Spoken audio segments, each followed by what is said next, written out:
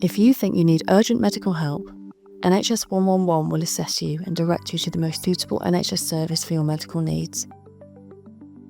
NHS 111 is a free service for urgent medical help when it's not an emergency. It's important to remember that in a life-threatening emergency, you should always call 999. BSL users should use 999 BSL. Using NHS 111 is straightforward. You can get help from NHS 111 by using 111 online, via the NHS App, or by calling 111. To access the service online, visit 111.nhs.uk. You will need to answer a series of questions about your or someone else's symptoms, and you will receive advice and guidance on what to do next.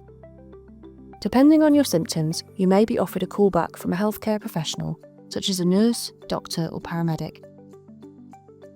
The 111 online service is also available through the NHS App and can be located as an option on the NHS App homepage. 111 online is for people aged 5 and over. If you need help for a child under 5, you should call 111. If you call 111, you will speak to a trained call handler. They will ask about your or someone else's symptoms. Based on your answers, they will provide advice or direct you to the appropriate healthcare service. This could be an urgent treatment centre, being booked in to see a local specialist, or speaking directly to a healthcare professional. If you or someone else are experiencing a mental health crisis, you can call NHS 111 and select the mental health option for 24-hour urgent mental health advice and support.